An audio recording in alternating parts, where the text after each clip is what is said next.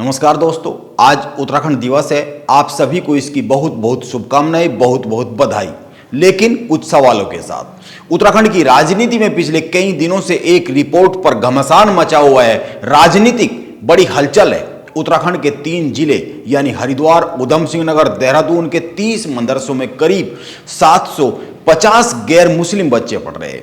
ये गरीब परिवारों के बच्चे हैं। यह जानकारी सामने आने के बाद मुख्यमंत्री पुष्कर सिंह धामी ने पूरे मामले की जांच के आदेश दिए हैं।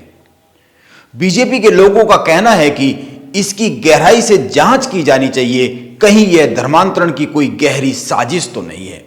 लेकिन बात केवल इतनी भर नहीं है और सवाल भी केवल इतने भर नहीं है जितने बीजेपी के लोग या फिर बीजेपी के प्रदेश अध्यक्ष महेंद्र भट्ट कर रहे हैं। सवाल इसके भी आगे है, कई सवाल जन्मे हैं। इस रिपोर्ट के सामने आने के बाद जिन पर बात जरूरी है, इस जानकारी के सामने आने के बाद 2 सबसे बड़े जो सवाल है, उनमें से पहला सवाल, क्या मदरसों में हिंदू बच्चे नहीं पढ़ सकते, वो भी उस स्थिति में जब इन मदरसों को सरकार की ओर से शिक्षा के लिए फंड मिलता है। तब इन मदरसों में संस्कृत और गीता को पढ़ाए जाने की बात होती है। योजना पर काम हो रहा है, इस तरह की सूचनाएं आती है।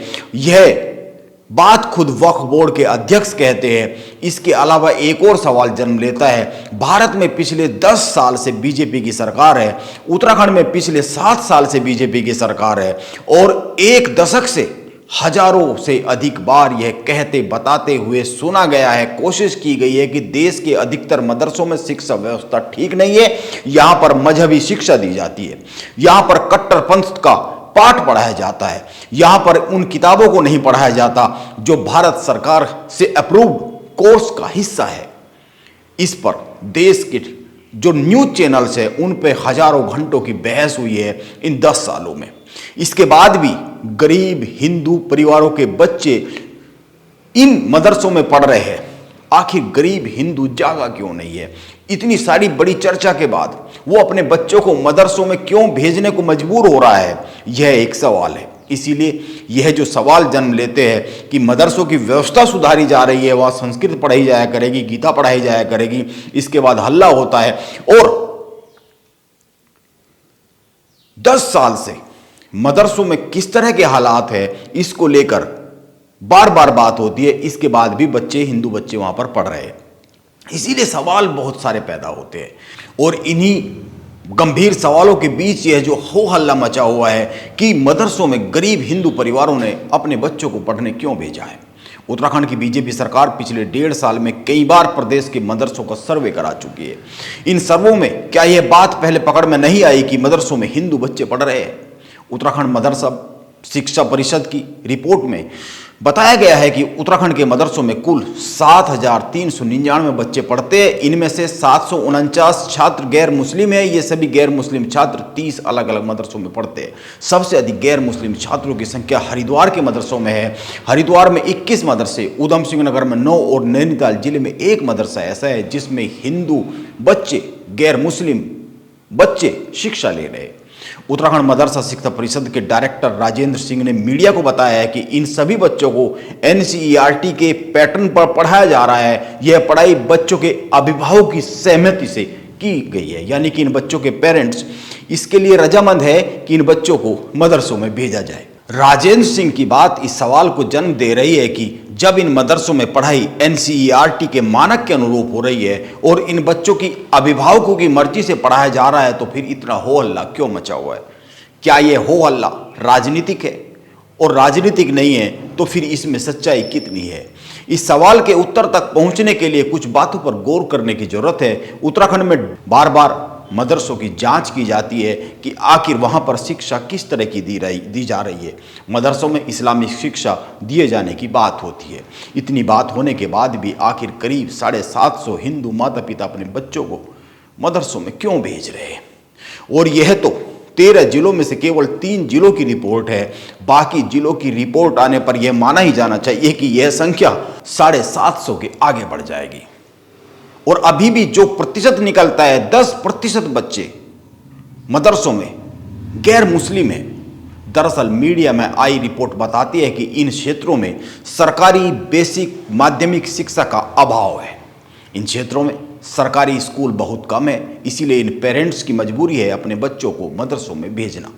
आज उत्तराखंड के स्थापना दिवस पर उत्तराखंड के शिक्षा मंत्री धन सिंह रावत को यह बताना चाहिए कि आखिर उत्तराखंड में बेसिक शिक्षा तक पहुंच गरीबों की क्यों नहीं है। सरकार बेसिक शिक्षा गरीबों तक क्यों नहीं पहुंचा पा रही है। हिंदू हितों की बात करने वाली बीजेपी की उत्तराखंड की सरकार शिक्षक के जो शिक्षा मंत्री है धन सिंह रावत को इस पर एक प्रेस कॉन्फ्रेंस कर सवालों के जवाब देने चाहिए। यह आज सबसे अच्छा अवसर है जब धन सिंह रावत इस पर बात रखने के लिए एक प्रेस कॉन्फ्रेंस कर सकते हैं। अब वो प्रेस कॉन्फ्रेंस करेंगे कि नहीं करेंगे, बताएंगे कि नहीं बताएंगे, यह तो उन्हीं का विभाग, वही बता सकते हैं। लेकिन मदरसों में 10% छात्र गैर मुस्लिम है, ये बच्चे गरीब परिवारों से है और सबसे ज़्यादा हरिद्वार जिले से है। इसीलिए उत्तराखंड में शिक्षा के अधिकार, जो शिक्षा का अधिकार कानून है, उस पर तो सवाल उठते हैं, क्या उसका पालन नहीं हो रहा है? क्या उत्तराखंड में शिक्षा के अधिकार कानून का पालन ठीक से नहीं हो पा रहा है? यदि शिक्षा के अधिकार कानून का पालन होता तो इन बच्चों को मदरसे में पढ़ने की जरूरत ना पड़ती। इस पर भी धन सिंह रावत को कुछ कहना चाहिए। ध्यान में रखा जाना चाहिए कि उत्तराखंड में 2017 से भाजपा का शासन है, इसीलिए यह सवाल और भी अधिक गंभीर हो जाता है। इतनी बड़ी संख्या में हिंदू बच्चे मजबूरी में मदरसों में शिक्षा ले रहे हैं। भाजपा के प्रदेश अध्यक्ष महेंद्र भट्ट का कहना है कि कुछ मदरसे अपने छात्रों की संख्या बढ़ाने के लिए आनन फानन में इस तरह के फैसले लेते हैं, वो हिंदू बच्चों को नाम शामिल कर लेते हैं जिससे उनकी फंडिंग ज़्यादा हो सके। अगर ऐसा है तो फिर बार बार उत्तराखंड के मदरसों की जो जांच हो रही है उसमें यह बात पकड़ में क्यों नहीं आ रही है।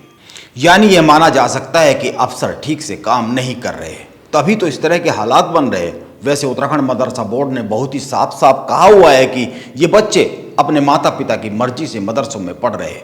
शायद यह बात उत्तराखंड बीजेपी के प्रदेश अध्यक्ष महेंद्र भट्ट को पता नहीं है, या फिर पता होने के बाद भी वो इस तरह की बात कह रहे हैं। उत्तराखंड के मुख्यमंत्री पुष्कर सिंह धामी ने इस रिपोर्ट को बहुत ही गंभीरता से लिया है। उन्होंने कहा है कि मदरसों में हिंदू बच्चे इस्लामिक शिक्षा ले रहे हैं, ये गंभीर विषय है। सरकार इन बच्चों को अन्य स्कूलों में प्रवेश दिलाने के लिए पूरी कोशिश करेगी। यह भी देखा जाएगा कि आखिर इसके पीछे क्या कारण है।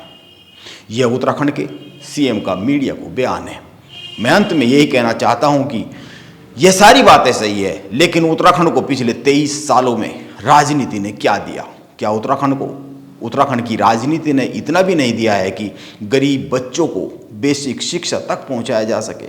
यह चिंता पैदा करने वाला एक तथ्य है और बेहद ही चिंता पैदा करने वाली बात है। नमस्कार, मैं योगेश राणा।